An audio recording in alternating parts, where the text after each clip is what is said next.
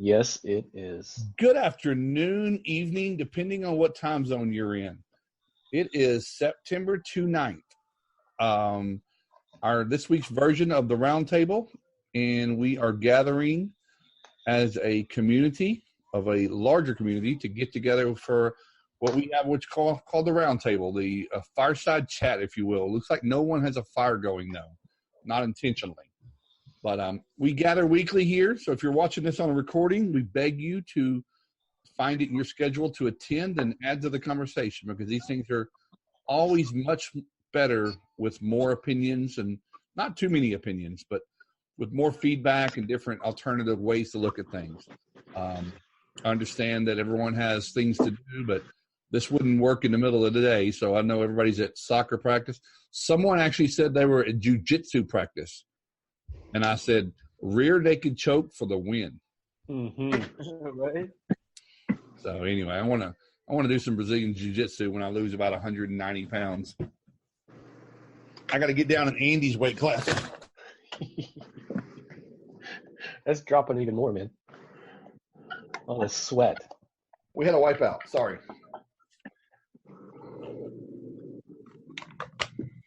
All right. Turn off some stuff here. Everyone still with me? Oh, yeah. We had a tablet hit the ground. We had a big major catastrophe here, so we're good. Tablet down. Yeah, everything fell. Okay.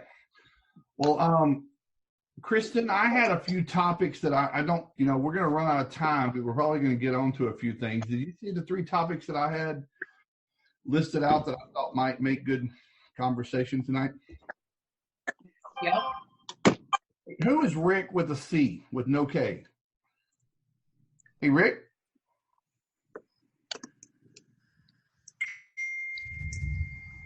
Is that Rick? Is that Rick with State Farm?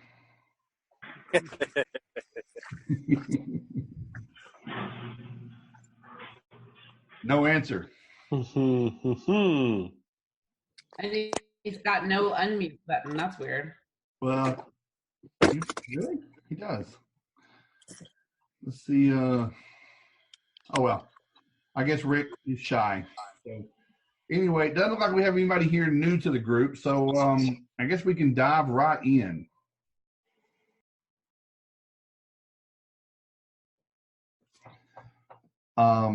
Let's see here.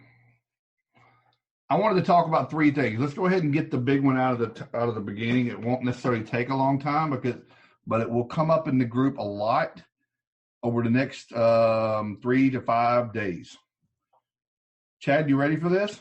Should I chase and go down to Florida for the hurricane? So my go-to answer, without trying to be sarcastic, is if you have to ask, the answer is probably no.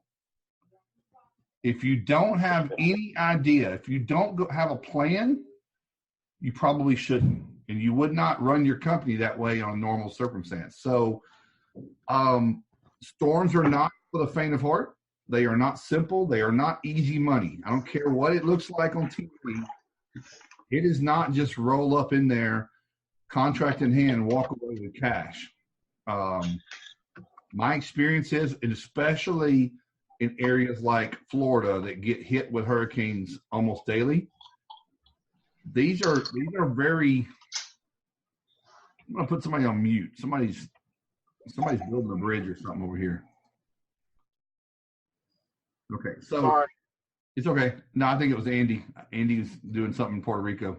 But listen, Florida is not a place where they're probably more savvy about hurricanes than you are at this point. There's a lot of insurance coverage issues there. Irma was just 2 years ago. There's probably some claims that aren't completely settled, and there's going to be inspection issues, and carriers are going to say that's not from this hurricane, it's declined or something like that. So, but my go-to answer is, if you have to ask and you don't have a plan, save your money and put it into some marketing for your home base or something. But I personally, now I'll say that, but I know there are instances where people have forsaken everything, loaded up, and went to the storms and done very well for themselves. In my experience, that's the exception and not the norm. And so, again, that may say more about that person's ability to adapt and things like that. But I would tell people it's just a different ball game. And if you're going to go, just be ready. But Rebecca Dofer made a very, very good post today.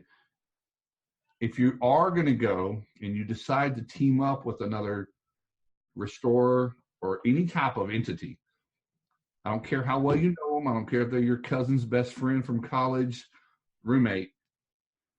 You need a contract because you're going to get screwed. I mean, somebody's not going to get paid, and wherever you are on that totem pole is going to put you in position to not get paid more than everybody else. So I'm telling you, Andy said, set the expectations and stick with them. Decide what you will and won't do and stick with that, because don't go down there and fall in love with the idea of a big building and they want some equipment. So agreements with other people. And then lastly, you're going to be limited by the amount of cash you have. Nobody's giving money up front for these things. Hi, Lisa Tilley.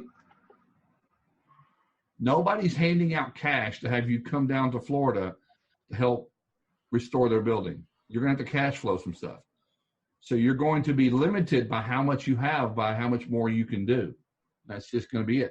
You've got to know your numbers. You got to know how much you have, and you just got to manage that. So I care that people don't run down there willy-nilly because it looks like it's a great deal, but it's not. I will tell you who does really well in hurricanes.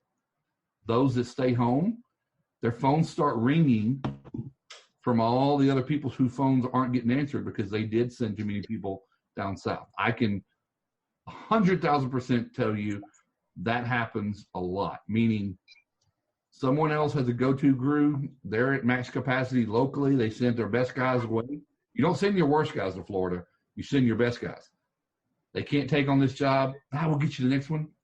They call me. I've been waiting for that call, and I'm going to take care of them, and I'm going to handle it. So Dean was shaking his head like he agreed with that. So that's my business plan. So what I did when I was managing and owning a restoration company, when these storms were going on, and if I did not go to that storm or that event, but it's all over the news and it's all over social media like this one is, I would make posts not about that storm, but make posts relevant to being prepared and that we're ready and that we're staying here while everybody else is gone in your market. We're here and we're not going anywhere. So give us a call, and your phone will ring. All those people that you've been trying to market to for years and would never give you a call, let them know that if you have a big pipe break, you might get some no's, and you might get some answering services. And, we're going to be answering the phone live for you. So that's my 2 cents, and I'll let you guys chime in, see if anybody has something to add to that.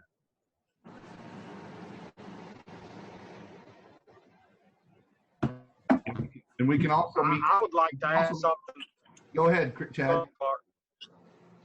I would like to add something. If you guys are going to go down, see, Joe Smith calls you and says, I've got a, 10,000 square foot building.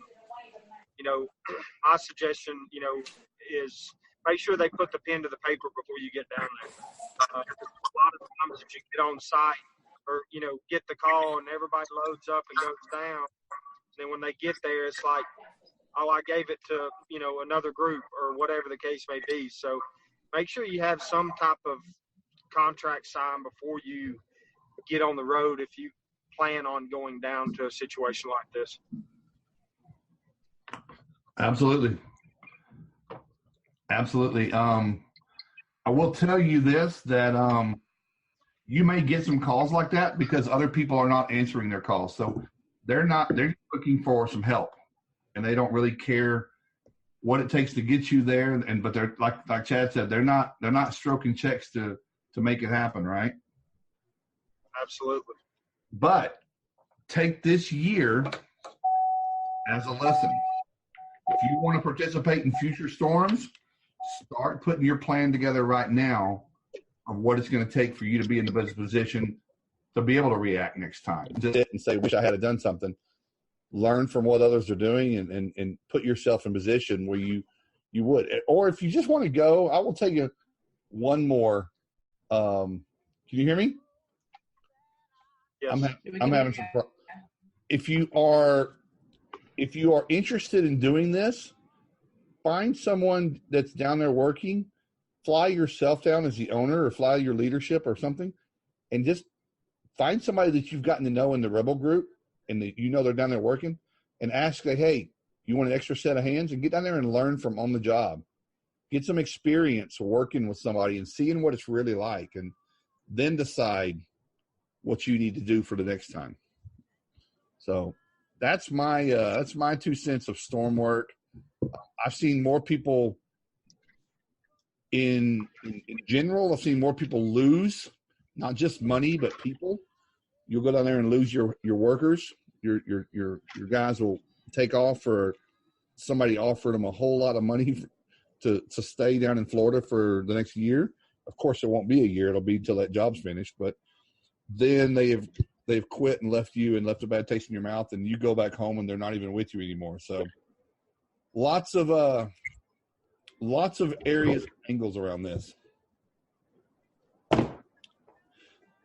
I'd like to say that my first real experience in hurricane response was last year, and I got my ass handed to me. So take that for what you will. I've been doing restoration for a long time. I consider myself still a restoration expert, and I still messed it up. So it is not an easy gig. And I'm in Puerto Rico handling claims from Maria 2 years ago. So think about that for a while. These things are big, and they have a long lifespan. The front end is where the easy, quote, easy work is, easy money. But there's these things feed the local economies for a very, very long time after the storm is gone. Hey, Andy, is that delay have to do? How much of it has to do because it's in Puerto Rico and not on mainland? That's a complicated question. I think most of the claims were mishandled and underpaid because it was the island, because it was a huge language barrier, because carriers came in, they came out, and they just severely underpaid almost everything. Sloppy claims handling. Just sloppy. Now it's all going litigation. So that's what you get. But there's still, there's traffic lights that haven't been fixed from 2 years ago. There are just buildings all over this island that are just sitting. I'm looking at properties where people just did the bare minimum because they didn't get paid out properly, and they're living with the rest. They're living with less than what they had pre-event. So yeah, it's pretty sad. But you're going to see that Hurricane Michael stuff still going on, right? There's still active claims from Hurricane Michael that haven't been settled, that haven't been paid, that haven't been repaired. These are long life cycles. So if you want to sit this one out at the front end, find a way to get in them, a month from now, 2 months from now, when all the excitement's gone and everyone's, gone to the next thing. Keep in mind, this is the first hurricane. We had 3, right? When Maria came through, it was Maria, Harvey, Irma. Mm-hmm. So this is just the first one. Yeah. Trevor, expand on what you just wrote in the private message. Do you have a microphone? Yes, I do. I've heard of that happening. I'd like to hear you say that. Yeah, we went through a similar situation when Isaac happened in New Orleans, and we had somewhat of a plan. We found some guys that could rent us some equipment and rented a truck, and had a kind of a plan to target certain neighborhoods and go door to door. We even bought a local vanity number to try and look like we were local. But the news was just pushing really hard on, don't hire anybody that's coming from out of state. and then we also just the wrong, like you were saying, where the owner of the company should go down and see what the real deal is. We sent a couple of guys down there that we thought would make it happen, and 3 weeks later, hotel bills, food bills, we did nothing. We did 0 jobs, so it was a total loss. Yeah, so there's 2 things I'd like to say on that. So number one, when the news or any entity says use locals only, now Isaac wasn't a major storm, but it was a storm. But like in Michael, that was happening. Don't hire out-of-town people. There's not enough local contractors to do that work. It's a ridiculous, it's a ridiculous directive. One of my dreams is with AIR is to assemble a tight enough unity where if we are going to stage a response with 12, 15, 18 contractors going down there, it's somewhat unified, not on a, we don't want to manage the jobs with anybody. Everybody handles their own business, but we're going down as a part of an alliance, AKA much like the Cajun Navy, but we're actually legitimate restoration specialists. And we go to the local news and try to change that narrative and say, we're doing something here. We're trying to make a response, but with professionals. And here's the backup. Everybody's going to have a business, the emergency services, blah, blah, blah. And we go to the news and the local legislature, or whatever, the mayor or whatever we have to do, and say, we're here, we're ready to help. But, we're not free. But that's not what people need. I'm sorry. The Cajun Navy is fine, but they're helping people get out of the crap. They're not helping them with their homes, and they're faced with 1 or 2 years later still dealing with the same crap. Or Trevor and Dean show up with their Instascope, and it's going off the chart because the microbial load is just unmeasurable. So that's my dream, and I would love to see that happen in the next, not this year, of course, but to see what that looks like. And then, a dozen teams go down there and then have a first wave and a second wave. If enough opportunities are finding themselves, and we say, look, get some more people out here. It's a dream of mine, but I think that's how we would change that narrative, Trevor. And everybody wants to say, let's keep it local and organic and stuff, but realistically, it's not the best. And I will tell you, from New Orleans, many of those New Orleans contractors popped up after Katrina, and some of them are not very good, but I digress.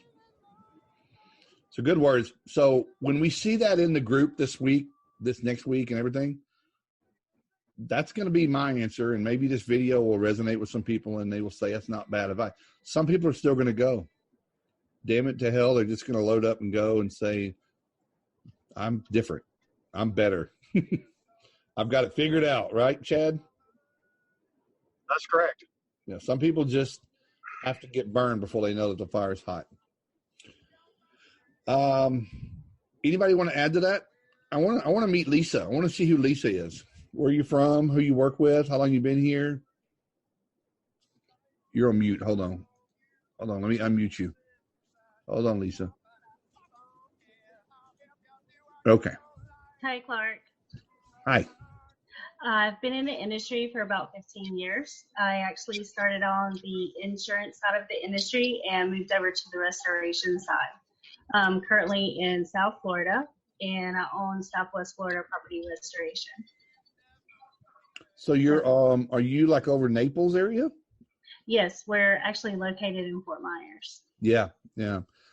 Beautiful part of the country. Very expensive. Yeah. We relocated down from North Carolina. We're still working Irma claims here. So. I worked that area real heavy during Charlie in 2004. So Port Charlotte up to Naples and whatnot. So welcome to the group. How long have you been in the Rebel group? For several months, probably since last October, I would say. Good. Yeah. Well, welcome. Thank you. Welcome. No Rick. We don't know who Rick is. Rick's not going to talk to us. Lisa, what side of insurance did you work in? What side of insurance did you work in? Were you an agent or did you work? Yes. Were you an adjuster? No, I was an agent for Nationwide. Okay, awesome. Kristen I was a farmer's agent. Oh, awesome. cool. Before I move on to the next subject, Anthony works for some guys in Las Vegas. I called his so at REIT's next level event, we did a giveaway of a papper, a 3M papper, and Meredith sent me a card of the person that won it. Anthony, what's his name? I don't have it in front of me. Jesus? Edgar. Edgar won. I called Edgar to get his address. I got it. And Anthony must have been sitting right next to him and said, "Man, that's my boss you just talked to. We won the papper." Yep. So I'm getting that ordered, and I'll get the tracking information over to you guys so that you know it's on the way. And hopefully somebody will appreciate wearing that thing. Oh yeah, someone will. And now everybody's gonna want one though. Oh, I've been wanting one for a while. Yeah. Well, I had two other subjects that I would like to talk about. I'd like to start first, and I invited Parker to jump on here, but he has not. So I don't know if he Hey, Clark, can I add something to that last thing that you said? Yeah. So some of the people, like when we went down to Naples, so that's where my father lives, Naples, and we got with a guy down there that was catching his overflow, and we went in and and had a contract signed with him, and we did everything under his name. That's a good option too, is try to catch, not saying that you got to work for them, but try to catch some of their overflow. I mean, we did a lot of business with a company down in Fort Myers that just couldn't keep up. And, the recommendation from this company saying, "Hey, I've got a guy, he's from out of town, but we know who he is. And he'll take very good care of you." That was always an angle that we used. We made that prior arrangement before we went down and said, "Hey, if you get some overflow, let us know if you need some help." And it worked out really good. And I would recommend that with some of your guys, especially some of the Rebel guys that are down in South Florida, whether that Port St. Lucie area or the opposite coast, wherever it decides it wants to make landfall. Partner up with some of the Rebels that are down there, and just catch some of their overflow. And you may get some good ones, you may get some bad ones, but I think that's if somebody has faith in this company and they all say, "Hey, we're playing busy, we can't get to it, but I do have another company that we know that has a good reputation." Having that reference from that company that's a local company, I think a lot. You can get a restoration company that's in the area and give you that good referral. That's always worked good for us, and in the past, and especially in these storm areas that they just can't keep up with the amount that they have. So, if another Rebel needs some, you've got some guys coming down, that might be a good avenue for somebody to reach out to. Well, Chad, for that point right there, I mean, I certainly wish that there was a network or a group like this back in when Isaac happened, because I think things would have turned out differently. So I will say that.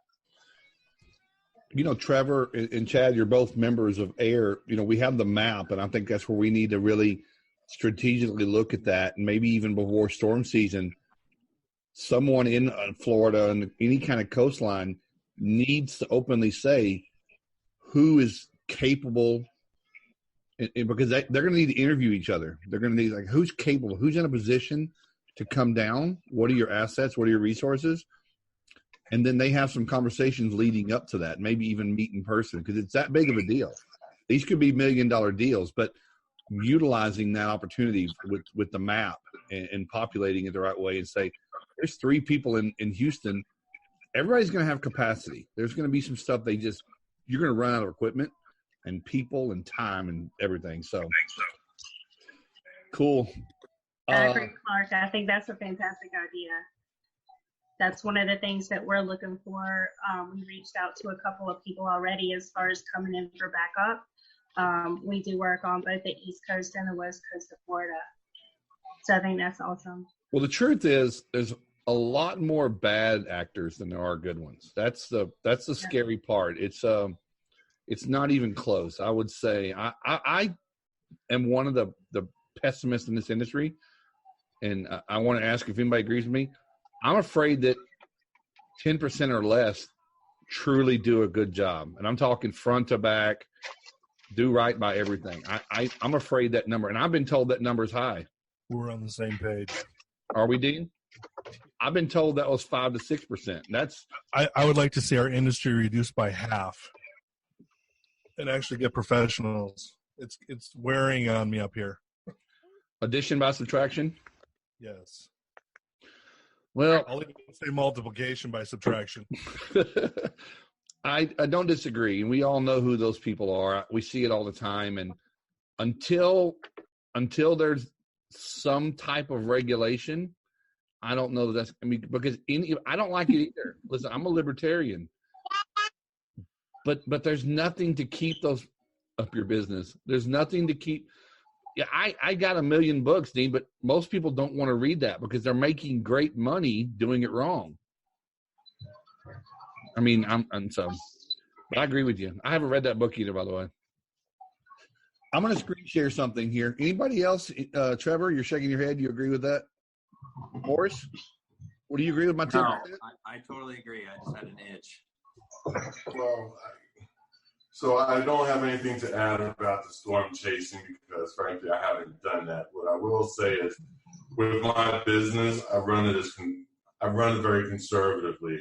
I try my best not to take chances because I don't want to take a chance that's going to end my business. So I kind of moderate with all the chances I take. As far as lousy restoration companies, yeah, I have to admit I see quite a bit of that with water. But one of the things that I think helps us here in Texas is the mold remediation is licensed and regulated by the state. And so that helps to create a barrier to entry for some of the more fly-by-night types.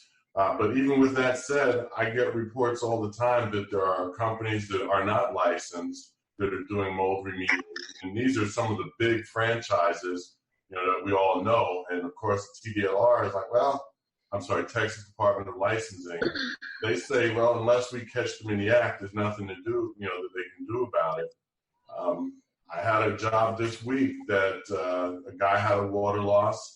He paid some guy to cut this, cut that, clean it up a little bit. And 3 months later, now he's coming to me wanting us to handle mold remediation for him. And of course, he doesn't want to spend the $5,000 that I'm charging him because he already wasted $5,000 with the guy before.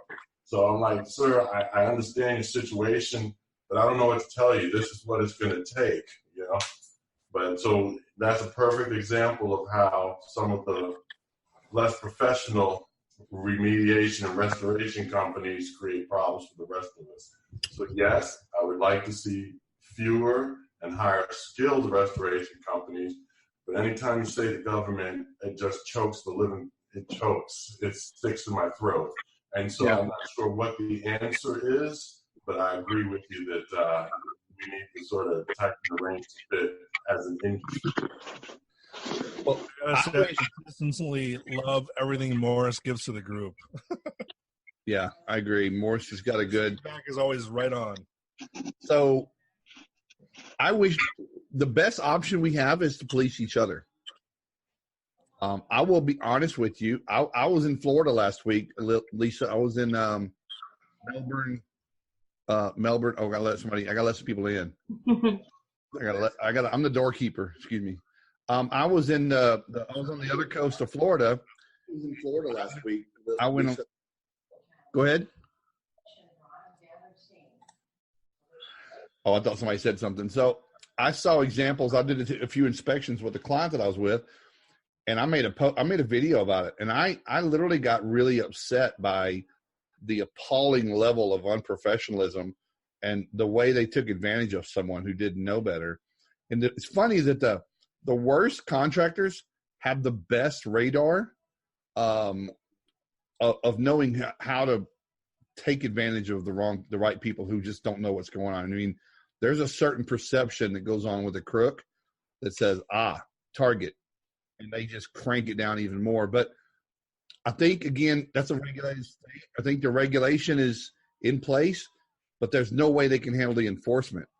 And honestly, I don't think they really care. I think probably the people that have to enforce it are probably, it's just a burden. So I don't know and there's way too many people. So I don't know. I don't have the answers either. And I wish we could call them. I wish we would literally do something about it ourselves if we knew we had some bad people in our community.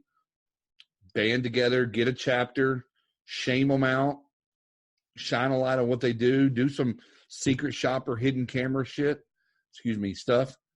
That's the kind of stuff that really gets things done, is get Chris Hansen over there, right? John May's over there laughing at me. Anyway, I want to Skip. I want to get going. We could definitely talk about that for a couple of days. I was what? Amen. All the time. So whether or not anyone here believes that the AGA, well, the restoration, the RIA, and they have started the AGA part of it, which is the advocacy and government affairs. People are all over the board on that, whether that's, the future, that's where we need to be. I don't have a direct opinion yet. I think I'm like everybody else. I'm going to wait and see. I've contributed financially, and I've offered my time. They haven't taken me up on that yet, but I'm here to do what I need to do. But I like the first 3 reports that have come out. And I know Ed Cross, and I like Ed a lot.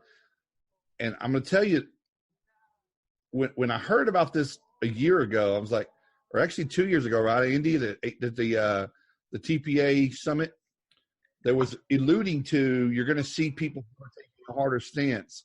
Industry groups are going to take a harder stance on the TPAs and the problems there. And it was like, yeah, let's see what they really do.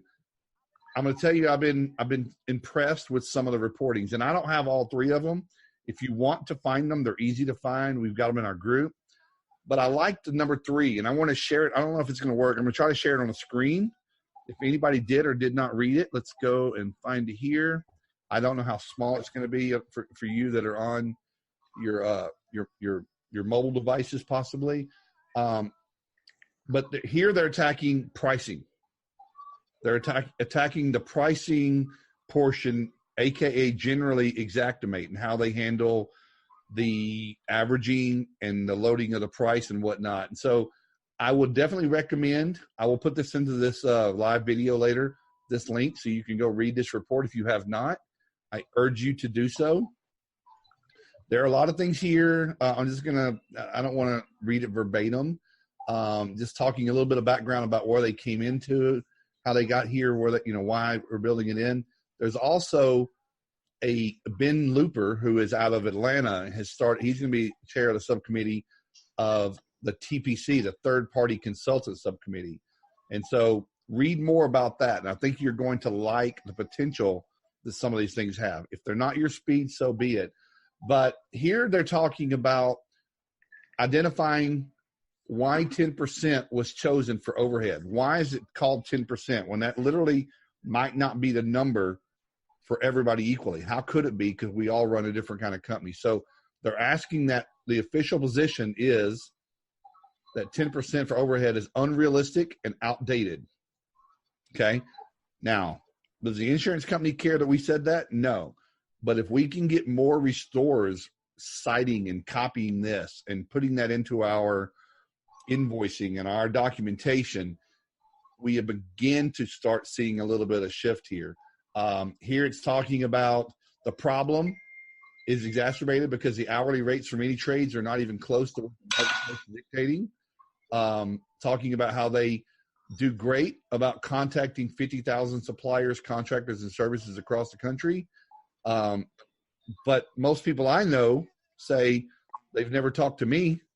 They've never called us around, so I don't know who those 50,000 are, but I wanted to go into this, and I don't have it highlighted here because this is a web page. But here's where I like really what he wrote, talking about they have multiple methods of collecting price data.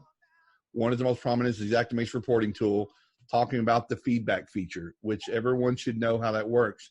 Stop blaming Xactimate and Xactware for the price, because they really, really, really aren't to blame. They're to blame for building the program to get their pricing this way, but they aren't to blame for the pricing itself. That's Andy, would you agree with that? I mean, as much as we all want to blame someone, it's not this corporation's fault.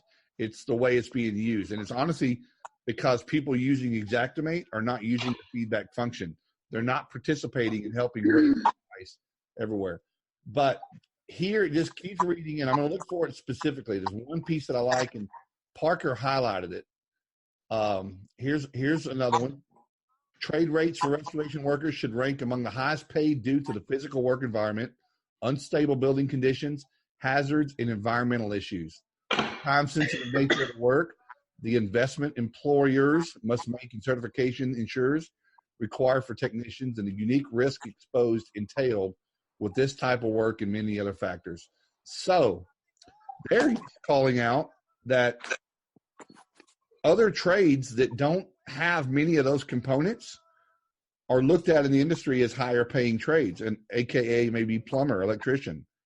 And I think we have these multipliers that kind of debunk that mentality. And we've got another one here. But basically, there's a part in here where he says the fact that they get their numbers mostly from carriers, and that the contractors that are uploading into Exact Analysis are programs workers, and they're set with the pricing, meaning they have to be priced at what the insurance tells them. So it's engineered. The whole thing is engineered that way. And I just think, I know that, but I don't know how many people really know that if you start connecting the dots, you realize that the information they're getting for their pricing is coming from a mechanism that people can't adjust their pricing. They can't raise it. They cannot. It's just a stopgap. And I want that message to get out. I really want people to stop using Xactimate for mitigation. I really asked somebody today, I asked one of my clients, what if Xactimate did not exist? How would you invoice? Well, I'd find something else. Clark, I stopped invoicing with Xactimate, I'm going to say about 6 months ago. Prior to that, I got all the same headaches everyone got. Insurance companies calling, well, why did you charge for this? Why is it after hours? Why is it this much money? Why did you double the number of hours? Well, because they're in PPE in a crawl space. Well, Xactimate doesn't support that. Why did you have O&P? It's not 3 trades.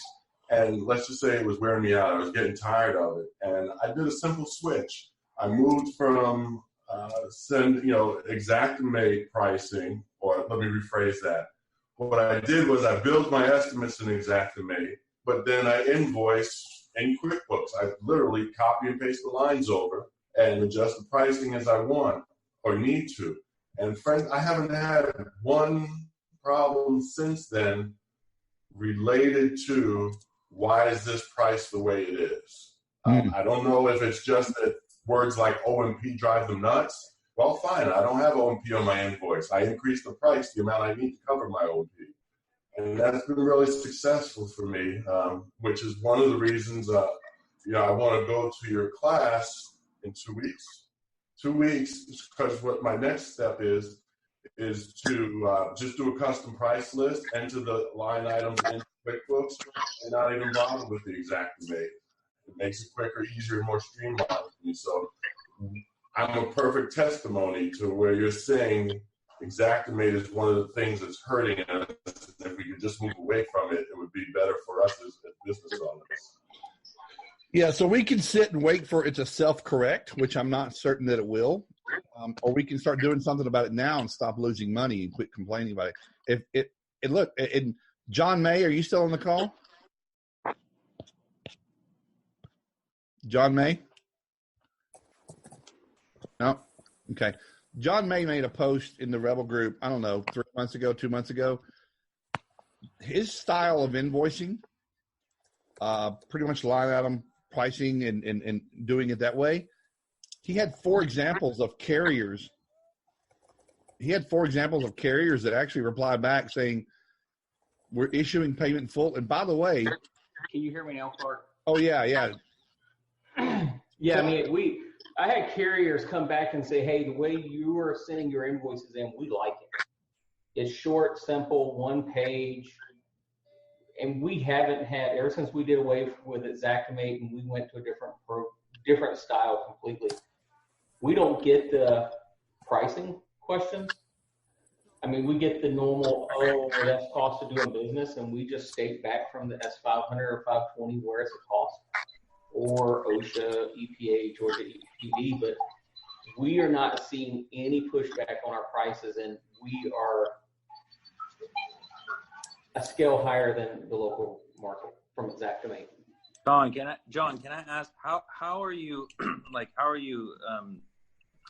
how are these invoices being created? Are you using line items? Are you using a T&M template? It's line items.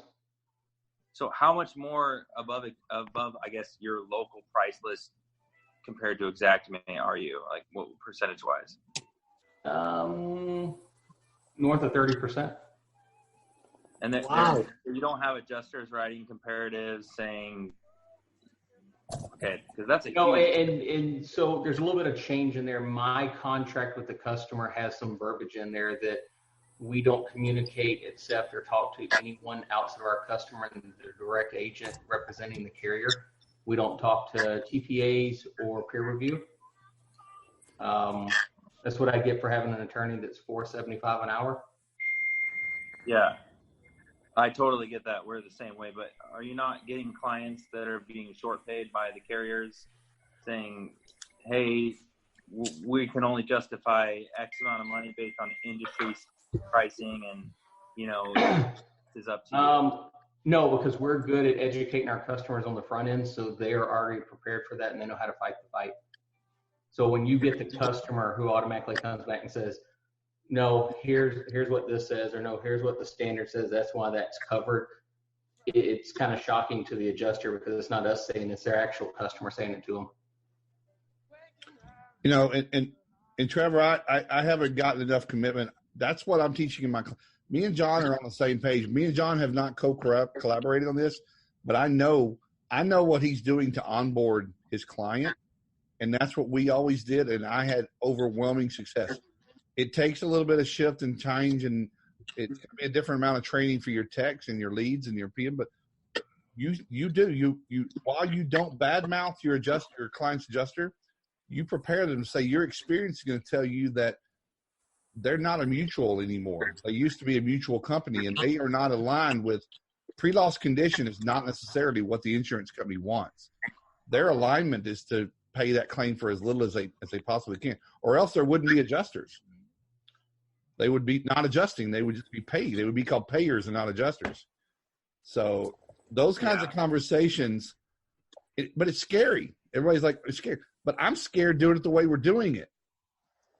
Hey, Clark, I sent you a text message. You was talking about Xactware and Xactanalysis. In 2016, 89% of the files that were sent back through Xactanalysis was from staff adjusters and independent adjusters. Yeah. We have in our photos in the Rebel page, there's a visual of that pie chart. Andy would know. Is it less than 5%, Andy, are contractors? 4.8%. The feedback? Yeah. Super 5%. Super low. 5%. 5. That's appalling. Now that's barely even enough to make it move by magnitude, but I mean, I guess what my concern was that we've tried to do this sort of situation as well, and we moved away from Xactimate and went to more of a T&M or we tried out Magic Plan, and it's still kind of line items, but we're 20 or 30% above Xactimate. But specifically with larger carriers like Liberty Mutual, for example, they just took a hard stance on a lot of our customers.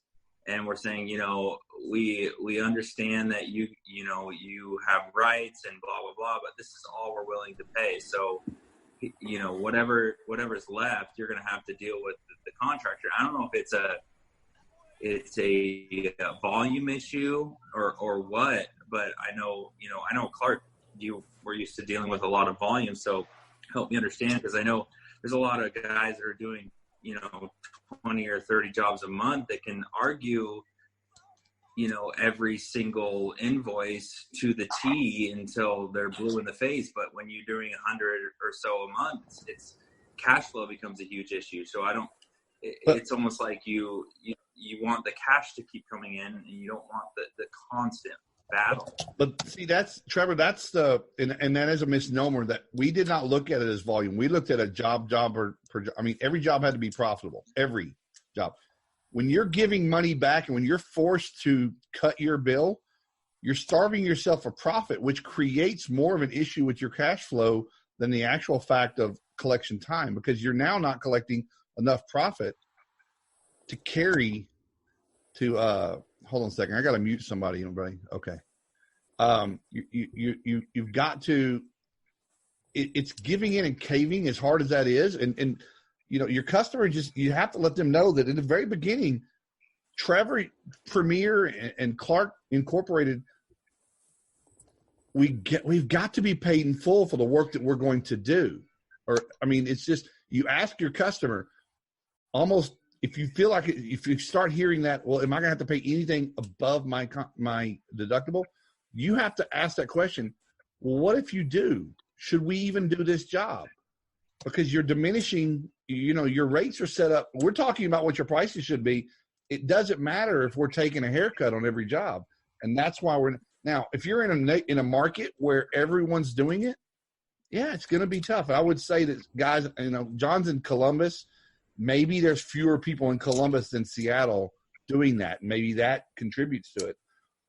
But you can't give up an inch, because here's another way. And this is, and I don't know, and I want your feedback on this. Everybody here, I've seen this done. So if you invoice your customer $20,000 and carrier just picks this number out, $12,000, and sends it to the customer, invoice the customer for the amount and show that this is the full invoice, and they submit that like real cost incurred, they get it paid back. Now, I have a client that says he does that. I feel like he's skirting along maybe a fraud, but he's not saying I've been paid for this. This is a submitted, complete, paid in full invoice. They send that in almost like RCV, ACV. Like they send enough, and then when you actually get the receipts to point that in, to do that, they pay it in full. But I just know that we can't continue this way, because it's getting worse. It's getting worse and worse and worse. And okay, Angie, you're catching me on. I'm trying to read this while I'm talking, and I'm just getting sidetracked. What are you saying there? You're muted. Hold on a second. There we go. So the words "we don't pay for" and "this is all we're going to pay," especially in email form, good attorneys love that. Those are the things that really profitable lawsuits are made of.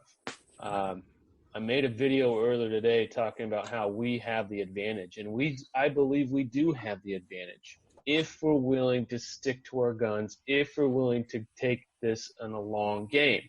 Short game, we're always going to lose. They just have the cash, they have the purse strings, and if we don't have the cash flow to handle someone stringing us out for 120 days, that's going to hurt. That's going to hurt real bad. And you're forced to make decisions that you wouldn't have made if you had the cash flow.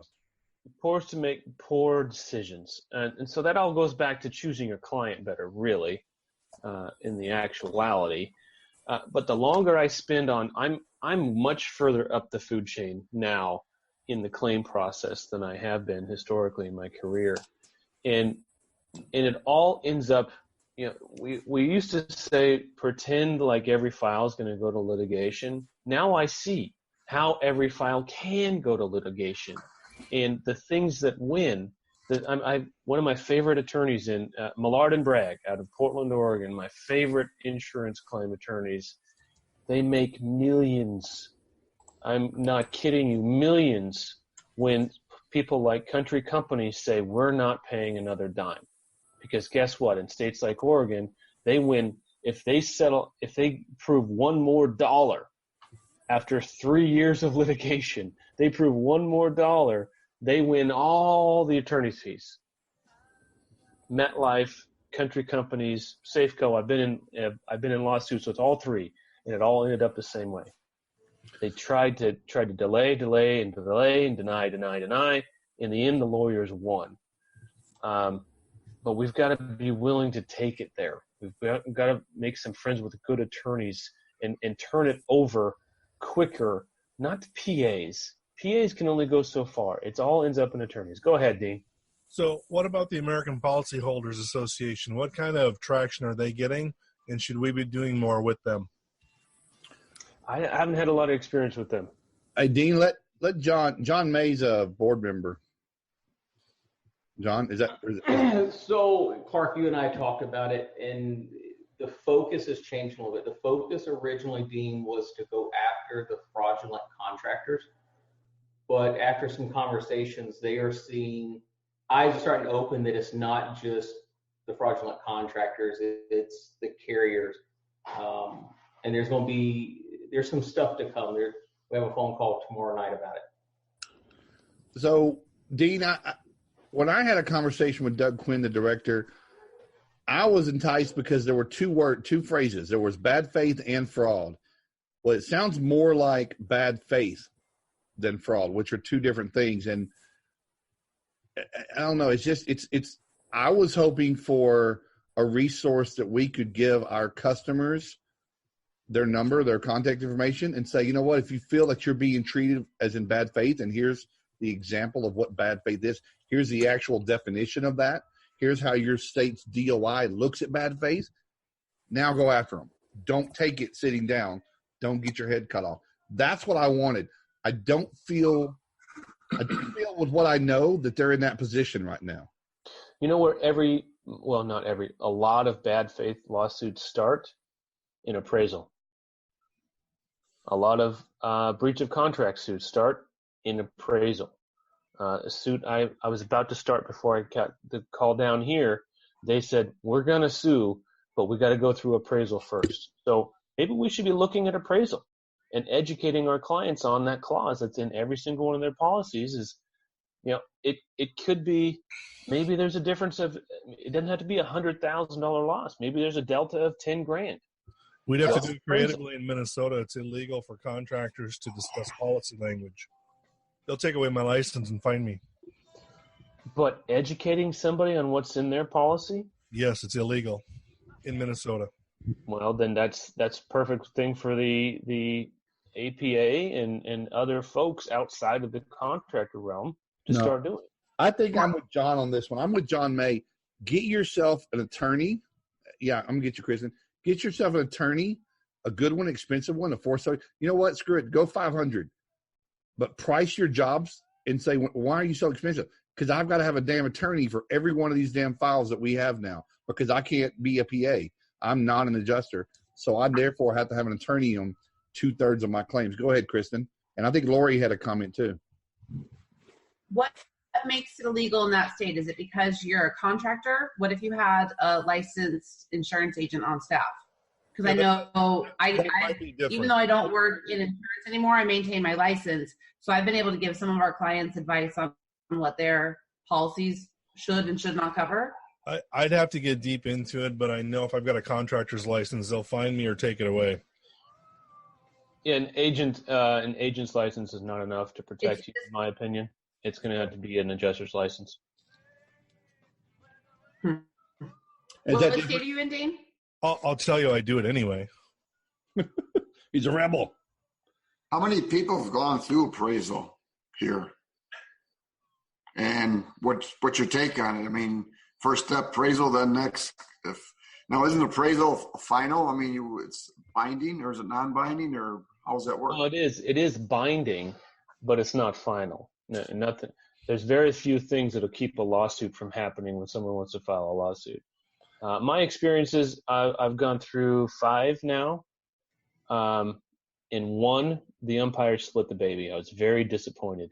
He just took their number and my number and went down the middle, split the baby. I think it was lazy. But the rest were big wins. Big wins.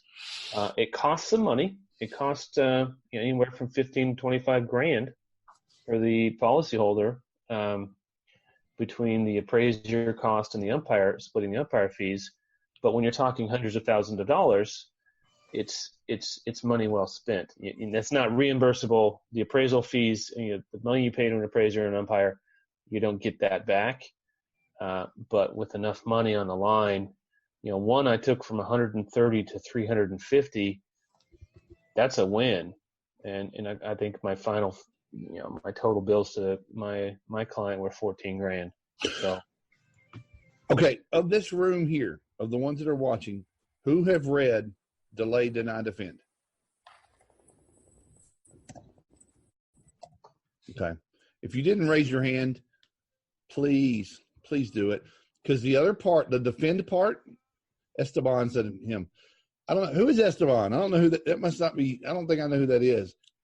Listen, they are engineering smaller claims, and this is not just property. This is all the auto and injury, to where no attorneys want to take it on. It's not big enough, and those claims outnumber the large claims. Small claims outnumber the large ones. They want to create an atmosphere where those are a loss, and they're not even worth an attorney taking it on, so don't even attempt it. That's a part in that book that you really should understand. That's the 3rd D, which is of defend. Is like they make them where nobody wants to go and defend that, and they just say, "Okay, just hit me with it." Lori, Bob, Lori is up there in New York with you, and she said I don't know if Lori, I don't know if you don't have a microphone tonight, but it says we've won 3 appraisals so far in the last year because of those words from the insurance company, and she said that right after. Andy said, let them put that in writing, that's all they'll pay, or they don't pay for that, or blah, blah, blah. So, you know what's going to take, and I'm going to be the guy on this soapbox forever. We can sit here and every one of you can try to figure out where you're going to get 15 or 20 grand for a lawyer. We need more people to care about this. We watch people in the Rebel group and in the industry talk about these pains, but until it hurts them enough, they aren't willing to do it for anybody else. But it's going to hit them eventually. And this is why we've got to band together. I keep saying it, and I'm proving every single week that they're in the wild, in Africa. You've got a little gazelle out in the field by itself, or maybe even one other small gazelle, going to get eaten. You put 300 in a herd and stay together, a little less chance, and they got a little better. You just don't want to be the slowest gazelle, right?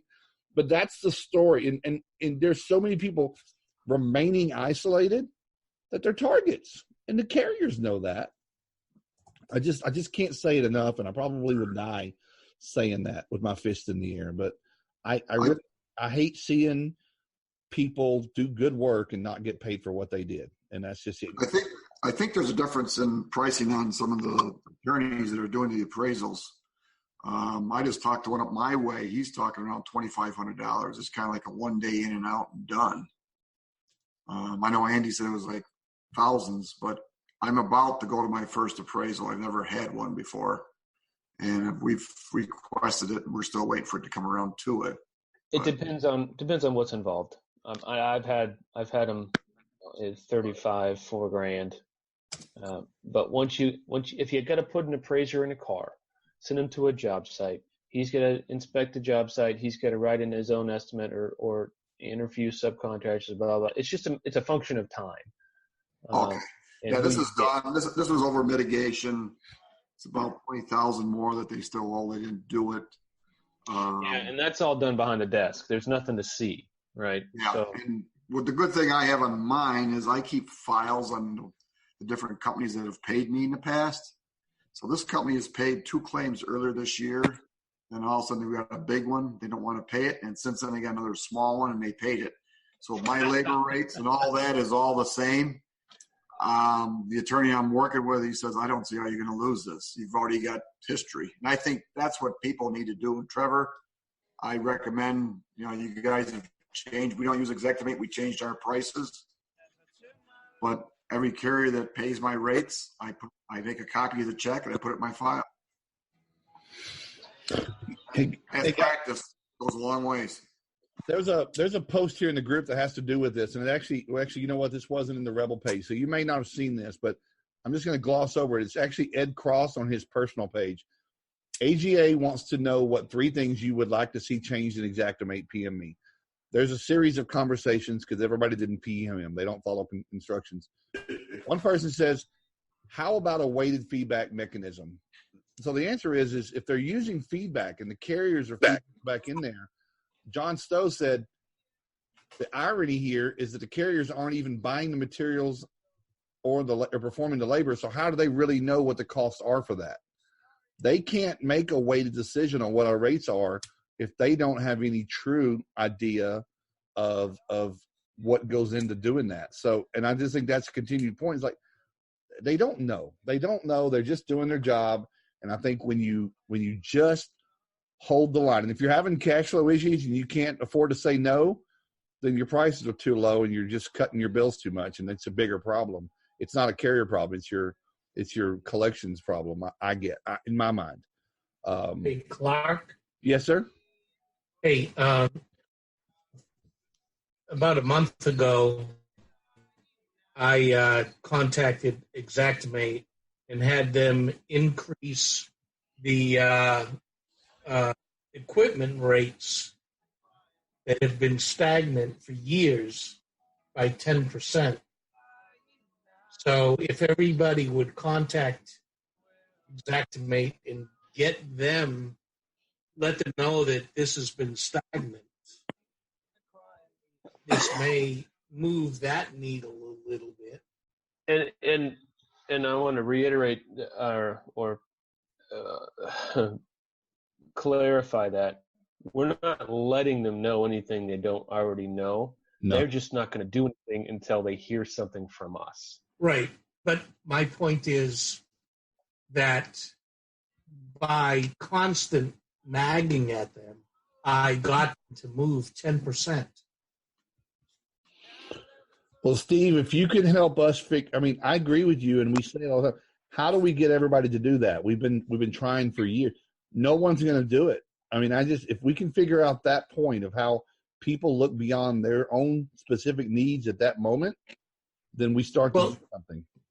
Well, I can only tell you what happened in Richmond, Virginia. In Richmond, Virginia, those rates increased. But the thing only because I called and constantly, like for a month or weeks after week, 2 or 3 emails and at least 1 or 2 phone calls to Exactimate, did I get that needle to move?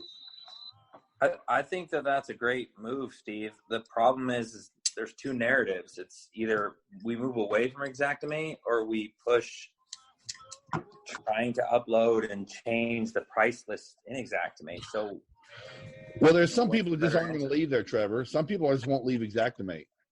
The umbilical cord is made with carbon fiber and it won't cut. But I agree with you. And by the way, Steve, I'm that guy that tells you you don't need Exactimate to tell you what to charge. Exactly. I agree. The day you bought it, you earned the right to charge for it whatever you want to. You purchased that equipment. That insurance company did not put $1 out there to pay for that. So I agree, but what my point of view is that this is we can move that needle as much as we need to move it. Just that we have to stand up and say, this is what we need to do. Why?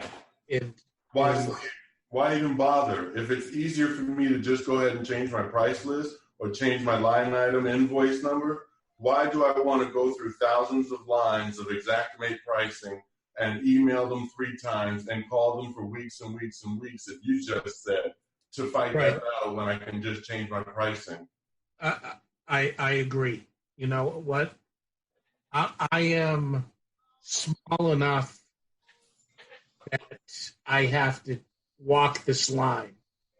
I'm walking a tightrope between being the rebel and being the lackey. So don't get me wrong. I'm not being critical. I'm trying. I know that. I appreciate you.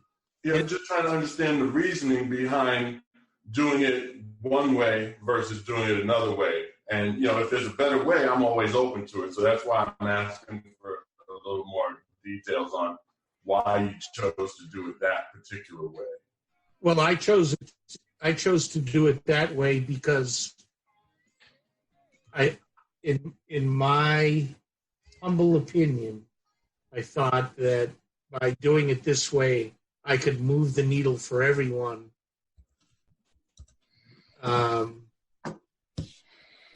In a positive position. And you have, and I don't want to discount that you have, Steve. I would say everybody in town needs to send you a check and say thank you, because you've helped them all make more money. And if they knew that you did it, if we had a chapter in Richmond and they knew you did it, they might do it with you. And so that's what we need to do that. Yeah, we need to create a chapter. Well, thanks for volunteering. And I'll see what I can do to help you do that. Well, Bernie wants to do it, so y'all have roll, steam straight ahead. Thank you, sir. I appreciate it. Hey, Sean Connor, how are you doing? But anyway, listen. This is a great topic, and I know it stems from frustration, but I do want us to continue to have these conversations because together we're stronger. No restaurant is pricing themselves out of business. If they know what their actual cost is for food, they're going to price their burgers that way. They may give some away sometimes, but not because an insurance carrier came in and said, well, I think your price is too high. So I will continue to always, the plumber that comes out and fixes the busted pipe that you're having to clean up, they're replacing that water heater and they're not waiting for insurance money. They're getting paid. And they just don't consider it either way. Clark, I'm sorry. You told a story on the page, I'm going to say about a month ago. Maybe it was a little less. But I related that story to several other business owners inside and outside the restoration industry. And it just resonated with me as to why it matters, why it's important. And I think some folks, not necessarily the folks here, but some people it's not worth it. I'm just going to take what they give me and move on to the next job. But it was a story you were talking about it discussed gross revenue, top line sales, and then net profit. And in that particular story, you had a client that had $11 million a year in top line sales, and they were all gung-ho and excited and pumping their chest out. And then you came in and you helped educate them about how to manage their business. And they looked at it and they said, holy cow, out of $11 million in sales, I'm only netting $700,000 a year. And in that particular instance, it was about program work and having to charge program fees versus real world fees and such. But it still stands with what we're talking about today. If we charge what Xactimate tells us to charge, or if we let the carriers cut our bill, yeah, we might have $11 million in gross revenue, but we're not making enough profit to where the business is actually going to be profitable the way it needs to be at the end of the year. And I think in your story, you guys said $700,000, he can't run his business. He's running it into the ground with $700,000 net profit per year. So can you just kind of share a little bit with that so that everybody can? Yeah, it was powerful. Yeah, so that was the case, and their receivables were about $3 million. So when you start looking at what your receivables are and what your monthly, what it costs you to run your business a month to produce $11 million, you start to realize that keeping 7% net is not enough to float it. And this goes back to something, Morris, that this is, let's get away from Xactimate. Let's get away from insurance for a minute. Much of this conversation stems from a basic lack of understanding business. Many people in this industry are great. Well, 10% do a good job, are good craftsmen, tradespeople, do a good job, can connect with a homeowner. But the fundamental thing that if you're going to go into business, you have to know how to run a business. And that means knowing your numbers. I watch people drown all the time, and not just this industry, all the time from lack of understanding of gross, the delta between gross and net. And then when you start looking at individual things on a P&L that are grossly out of line, which is usually labor, you realize that your guys are getting a lot of overtime, but you're billing straight time. You're losing money on every single job, and you're looking at your dial, your dashboard. You maybe have a real fancy, colorful dashboard with a great little icon, and it says, we did $42,000 this week, but we made $2,200. Ouch. That's not, never would you get out of bed for a job if you knew you can only make 4%, 8%, maybe. You don't need to practice because it costs you more to run it than what you're going to do, especially when you add a curve of the bell of how long it takes to get collected. If we were COD, you could survive on those kind of margins, but we're not. And so this was a very interesting case. Again, I wouldn't say it was, I use the term pumping of the chest, but this person generally was making decisions based on thinking that they had an extremely successful business. That's another dangerous thing. You don't know your numbers, you can't make decisions that are best for where you really are. And you're just, then it falls into hopes and dreams and luck. And you're just hoping that big check comes in. You're hoping that you get the next big job, but that big job at low margins is really just going to hurt you more when you start measuring it out. Do you mind if I put something out there for the group? Because I'm kind of curious about, because like what you said earlier, and I agree with everything you're saying, and especially what really hit home was like the burger analysis, and I use that a lot. Is like, you can go to McDonald's and get this type of burger, or you can use a local company that has a craft burger that they have artisan bacon and special cheese, and it's all great and it's all good. And I totally agree with that analogy as far as like trying to separate ourselves from our competition. But what I'm curious about and what I want to know from other people is that usually, statistically, from what I've heard, is that a homeowner only experiences a major disaster or flood once in every 50 years or so.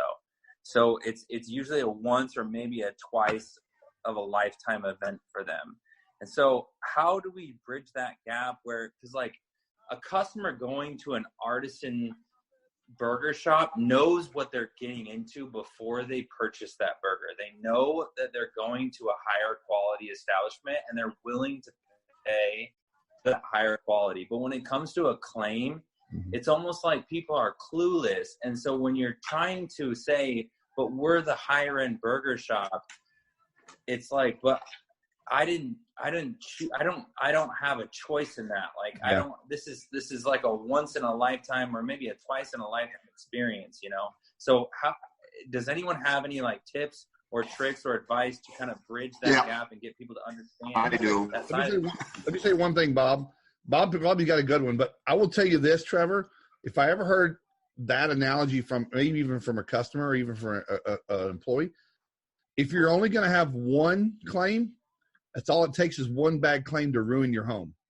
If you're going to have only one time, you might as well pick the best. If you're only going to have a good burger one time in your life, you might as well go ahead and pay for it that one time. I know what you're talking about. There's no reference. Like when I go to Amazon and I'm shopping for this piece or this piece, there's a delta there and there's some kind of indicator about the difference between. We don't have that in our industry. But a plumber, we can find all these things, but we know what apartments do. Who here does work for apartments? Apartments, they don't want you to pull any cove base or carpet, and you pull back that carpet later when you have to, and you just realize that it's 4 jobs have happened and it's moldy. you tell the customer, we've been around long enough to know what bad looks like. We don't want that to happen to you, and we won't do that kind of work. But for us to do it right, we just have to charge more. I don't know the answer to it, but I'm sure Bob does. So I turn it right back to the agents. I talked to the property owner and say, when you bought this policy, did they sell you a deluxe, economy, or top of the line? Well, they said everything's covered. I said, well, then you must have got top of the line. So do you want a Cadillac work done, or you care to have a Volkswagen? And I just make them realize that this is what they were sold. This is what they should be. There's nothing in anybody's pricing that says we only pay this amount and that amount. I think a lot of this that we're talking about tonight is business 101. Everybody here has contracts. Everybody should be working to those contracts. Same thing with the property owners. They have a contract policy with the insurance company. So why is it we're not scrutinizing those contracts? Look at them. Is there anything in those that says we only pay this and pay that? No. Is there dollar amounts? No. So we need to go back to basics and look at that and see that. But yes, that's how I fight that, is go back and tell them, if you got a cheap policy, I mean, show it to me. I'm sorry, but there isn't such thing. It's covered. So 2 quick points. I did a water job for a guy. And then 4 or 5 months later, I got a call. The guy I did the water job for was here in Texas, in Fort Worth. 4 or 5 months later, I got a call from a guy in California who owns a house in Fort Worth, but bought it and hasn't moved into it yet. It had a water loss. He's got somebody in Fort Worth that I guess is helping him take care of things. So it turns out the guy in California got my number from his friend in Fort Worth, who is looking after the house for him. It's $1 million house, $1.5 million. So the friend in Fort Worth looking after the house. The friend in Fort Worth, turns out it was the father of the guy who I did the water job for 5 months previously in a whole other part of the city. And the father says, well, my son called you and you guys did such a great job. You're professional, polite, blah, blah, blah, blah, blah. So the point is, yes, it might be a once in a lifetime job for that one client, but I don't know about your city, but I'm seeing in my city, the reputation starts to develop after a while and it carries. Even if it's Google reviews or Home Advisor reviews, that's all part of your reputation. And so I get calls from people who call me directly now. And the reason they say is, well, we saw your reviews on Home Advisor, or we saw your reviews on Google, and the reviews said you were professional, you were thorough, you didn't cut corners, those types of things. So all of that goes into building the value proposition when you're talking to your new customer about why you should go with me versus the guy that's standing on the corner at Home Depot. And I tell clients, as soon as first meeting, I tell folks, look, if they start talking about price and whatnot, I don't compete on price, sir. I don't. We're really good at what we do. We don't cut corners. If you have a contractor that cuts corners in what they're invoicing you for, they may cut corners in how well and effectively they're doing their jobs. I also tell them about the program people, and I explain to them, sir, program workers work for the insurance companies. If the insurance company says they're only paying for 3 days of drying, I guarantee you, whether your home is dry or not, in 3 days they're pulling their equipment. I work for you. I don't care what the insurance company says. I will, do whatever I need to provide them with the appropriate items so that you get paid. But I work for you and do what's in your best interest each and every time. And for me, that has kind of built a value proposition that I can use to say, yeah, I'm the deluxe cheese, I'm the Kraft cheeseburger. I'm not McDonald's. And people are okay with that generally, because I think back to Clark's point, they're having this happen maybe once in their life and they want to make sure it's done right, especially if it's, a nice home, a middle-class home. Now, of course, earlier we were talking about you don't want every customer. I walk away from customers because, hey, they're not going to have the money to pay me. They're playing games with the insurance company I don't want to be involved in. They're asking me to cut corners. So I don't take every job either. And so between those two things, I seem to be doing okay. The other thing I'll add to that is I also explain to my customers is cutting corners, saving money doesn't save you money. It saves the insurance company money because they only pay what they occurred in cost. Isn't that crazy, Bob? I have had people call me and say, yeah, well, the insurance companies take care of it, but I want to make sure I get the best price for them. So can you come out and do an estimate? I got 2 guys out here estimating this water damage or giving me bids. They don't even say estimated. Giving me bids on this water job. And it's because he wants to get the best price for the insurance company. And that's one of, sorry, sir. Yeah, we don't work that way. And they're not the right customer for me.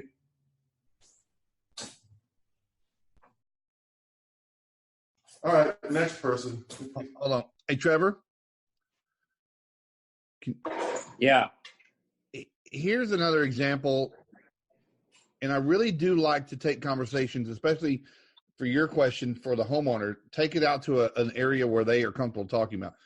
So when you wreck your car, when you take your Ferrari, Trevor, or you take your Honda and it's been wrecked and your insurance is going to pay for it and you've got a deductible. And I know this because I know some people in the car industry. The insurance is paying for non-OEM parts from China. Negotiated body shops for lower rates, cutting corners, one coat of paint, less masking. Anybody that's ever had to go get a car painted, there's always that rough amount or the dust. They're not putting standard good parts on there. If the customer really, really, really knew that, they might not be happy. Now, if they're willing to sell that, if they want to sell that car in a month, then they don't really care, right? If they're wanting to sell their house and they don't care about mold growing in their house or the carcinogens that are still existing from a fire that hadn't been adequate, the adjuster didn't want to pay for HVAC cleaning. Well, you have soot or you have combustible product in the first time you turn it on, you're going to have it everywhere. You have that kind of conversation and you steer it towards those kind of things. I think those are better examples of it. And again, if insurance is paying for your dinner, believe me, they're going to buy you that quarter pounder with cheese. They're not buying you the Kraft burger. They don't care how much you like it. They just care about how much they have to pay. Listen, they're building stadiums with Allstate's name on it, not from them paying out claims. It's paying out from keeping them. I wanted to, it's getting really late here. I wanted to remind everyone here, anybody here know Brian Daltrey? Brian Daltrey is a rebel and a restoration contractor and I'm only talking about him because he made a posted story about this. So he's a client of Level Set who used to be Z-Lane, and they used his story as well as Jim Bauer. Jim Bauer is a pure cleaning rebel in Dallas with Morris. Brian Daltrey started his company after he had 3 water losses in 18 months in his house. And he would get the invoice and look at it and look at the knuckleheads that were there and the very little time that they spent there doing the work. He actually threw away some of their trash for them. And he looked at the invoice and said, if these guys are in business and making this kind of money for that little bit of effort that they put into it, I need to get into that business. So he opened it. Fast forward, he's in his 5th year right now. Over $2 million a year. Collects in 17, 18 days average. You take all his claims and average it out. He's got a very discreet, a direct onboarding with the customer, tells them, and he's the highest in his market. He also has 3 times as many reviews as anybody, and he's the highest by 22%. And he tells the customer that we are the best at the things that it matters. We're not going to be the best at things that don't matter, but the ones that do, we're the best. And he sets the expectation. He says, listen, we must be paid for this claim in a super, super timely. And these are how you have to do this. You have to call your adjuster daily. We're going to give you the invoice. We're going to give you the price up front. We're going to give you the invoice, and it's going to match what we estimated unless there was a change order that you agreed to. And then I need you fighting to get the money to pay us in 21 days. In his state, he uses the lien process and says, look, last thing I want to do is put a lien on your property, but I'll do it if I have to. and he gets paid. They call the adjusters and say, these guys, they've got to be paid for the work they did, and I don't blame them. So I'm just going to tell you, I say that to say this, Trevor, and everyone. There's a lot of those examples. Those that have taken the leap to jump out there and do it different, they're benefiting from that change. And I think it's just, and some of them live in very smaller markets than what some of you do, and it may be difficult. But Fort Worth is no small town, Morris. Fort Worth is there 1.5 million people in Fort Worth, maybe? I think it's higher than that, to be honest with you. And then we're so close with Dallas, it's really the DFW metropolitan area and all the outlying cities like Atlanta. You know, Atlanta's a little tiny city, but all of metro Atlanta adds to it. And I think the truth is as you start to build that company and start doing good work and the word of mouth gets around, and I will tell you in Brian's case, his budget for his ad spend, for his marketing, for SEO, and for pay-per-click has continuously shrunk because his organic grows. And that's strategic. And he's like, I don't want to rent my jobs forever. I want to own them. And that's how he looks at it. He goes, you know, he was home advisor for years in 33-mile radius. He did it when he had to do it. And many people do. I talk to people all the time and say, I use those services. They're there for a reason, but they can't be your forever reason because the cost of acquisition is too high and it's not helping you organically. Nobody knows who you are after that job. So, you know, I don't know. Those aren't easy answers, Trevor. I don't know if I really even answered it, but at some point, whether or not the customer understands that you're the best, you just got to fucking be the best. Whether you just got to convince them or you got to find the right customers or, you know what, do less work with higher profit. Shut down some leads that wouldn't make you much money, but go with the ones that do. I mean, those are all real risky things to do because you've got to, you know, everybody has a built a company up, but again, it's tricky. But I do think that there takes us a lot of fortitude. It takes a lot of tenacity to run a business and courage. And sometimes in cases like this, you just got to figure out what you'll put up with and what you won't put up with. And listen, I have forsaken my business by saying no to a lot of people that just didn't want to pay much for my rate, you know? And so I know what my time's worth. So anyway. Yeah, no, I'm with you guys. I totally agree with that. Yeah. And I appreciate the advice and the tips. And, you know, I'm the sales guy of our company, so I totally get it. You know, I'm the guy that's like telling the customers, you know, hey, if you owe the IRS back taxes, you probably wouldn't hire the IRS's preferred accountant, would you? No, you'd probably find your own accountant to make that happen. Great. So yeah. I you know, we got all these things in place. It's a hard balance when carriers decide that because you're more expensive than the local market, that you're going to be pinned as the crook, and they're going to start their narrative that, and obviously I teach my guys, you know, the first person to speak to the customer, win the customer over, is going to win the narrative. So you got to tell them right up front, hey, this is what's going to happen. Your carrier is going to suggest a preferred vendor, and here's why. And you know, here's the better option, and here's why, you know, you should choose us. But if they don't, they're going to get in the customer's ear and say, hey, Premier is going to charge you. You're going to be stuck with a good portion of this claim because they're expensive. They're way higher than what's considered the average market. Yeah. And so that's kind of, Trevor, think about this for a minute, Trevor. What if I'm gonna play Matrix here for a minute? What if you're not overpriced? Everybody else is ridiculously underpriced because the rates haven't changed in 10 years. If you carry a PDF of the current price list from 2019 and 2009 side by side, show them that 95% of our market is working off this rate. What if you still made the same amount on your paycheck that you made in 2009? What would your life look like? You couldn't live in this house, blah, blah, blah. You couldn't make comment. Carry that with you and have that part of your handout packet saying, this is This is why I don't participate in that type of business, because this doesn't make sense I cannot do good work at this rate. The people that you might be getting told that are, they're using this because they're getting fed. They're eating off of the buffet. They don't have to go out and hunt for their food. They're getting fed every single day. And I always look at it as like, are you a hunter? Or, are you having to go out and hunt for your food, or someone just put it on your plate and you're gouging out? And so, but I tell people, we might be priced right. Everybody else is just super, super cheap. I don't know. Yeah, I agree with that 100%. And I think that, we do need to take a hard stance on, that it's not easy though.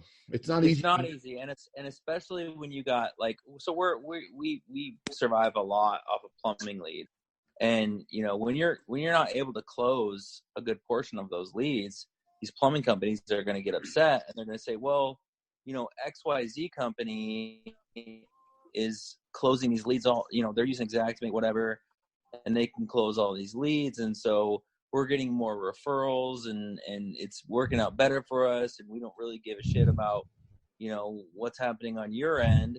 And we're like, trying to get them on board, like, hey, we're top quality, we're fighting, and buy a plumbing outfit. Trevor, they're not really partners, Trevor. They don't care about your business, so you're not aligned with anybody that's wanting a one-sided relationship. They're not good partners. Who said buy a plumbing company, Morris? I did, actually. I just sold it. Didn't work out good? No, I mean, it was fine, but I don't know enough about plumbing. Yeah. Well, and it really that are plumbing partners. The ones that don't want you to be priced where you should be. Trevor, are you paying your plumbing companies for referrals? Yes. That's something to do with it, I bet. I know a lot of people, they make true partnerships with plumbers, and they have a relationship, and you send them and they send you, and there's never any money that exchanges hands. But I see their point. For them, it's a financial transaction, and if you're not gonna be able to close it, they don't get the referral.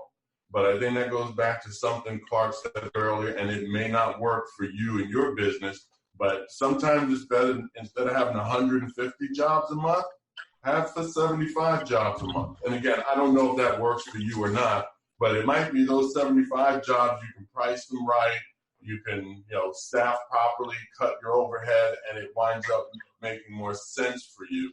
And then you grow slower. Don't know, just putting it out there. Yeah, for sure. I appreciate that. Here's one more, and I got to cut out to this. Trevor, I've heard of cases of plumbers, builders, different referral partners that you have that drop people because they take a stance on checking for asbestos. And they're upsetting customers because they're doing what the law says they have to do.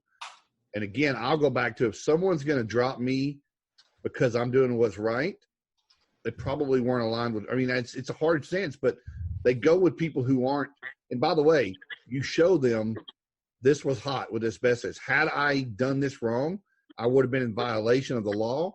I would have exposed humans, and it's worth a whole lot more than your little damn job you gave me. But the ones they're using, once they know that houses have asbestos in them, they can't unknow that. So they're using other partners that don't check. So in part, they're contributing to the mesothelioma that people might have. That's black and white how I look at it. So that's what I've seen people lose their referrals from realtors. Like, you're just making the claim too expensive by trying to do it the right way. You're being the Boy Scout of the industry. It's just the industry I want to be in. And again, I would look at how, if it were me, I would look at how I run my company. Do I want it something like that, or do I want to expose my workers, and in 18 years from now, I want to go to their funeral because they're hacking up, their lungs? I don't know. That's pretty extreme, but I get it. It's out there. But plumbers don't want you running people off because you have to do it by the law. And adjusters are saying the house isn't old enough. You don't have to worry about that.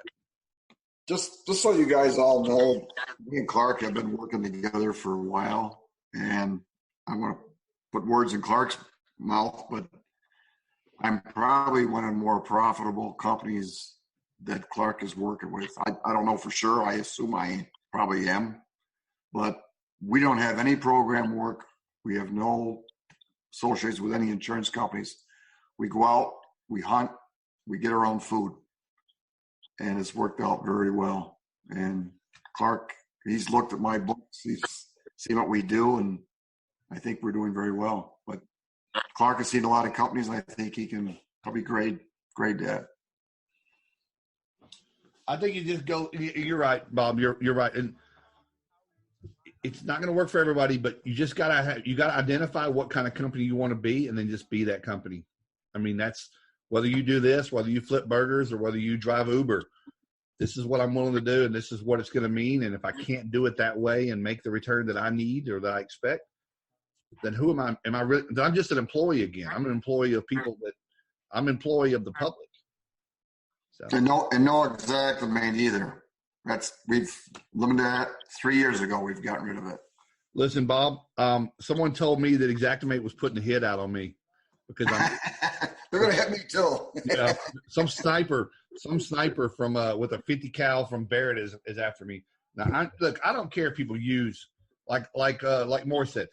Xactimate is a great tool for what it does, but don't let it be your invoicing tool. Let it be an estimating tool. Change your prices, modify it if you need to, but don't say that's what I have to charge. That's what we've been.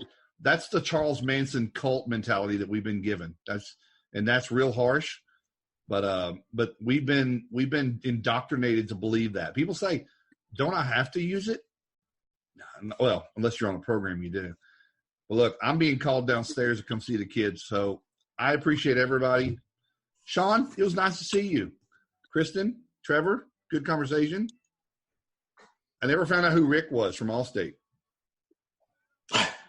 Yeah, we're gonna have to look that profile up. Look it up. Good to see you. We're gonna research you, Rick. I'm right here. I'm not from Allstate. Just been watching the tennis match. Oh, watching tennis. Oh, so you're a Travelers guy. Okay, I get it. I'm from Traverse Territory. That's you? true. Yeah, right across the river here. Well, thanks for joining us. Thanks for everybody joining, and just keep on keeping on. Let me know what you need to do, man. Next week I hit the road and I got a tour, but I probably won't make the next couple of roundtables, Kristen. So you and your team got the wheel. We're on it. Peace out. All right, everybody.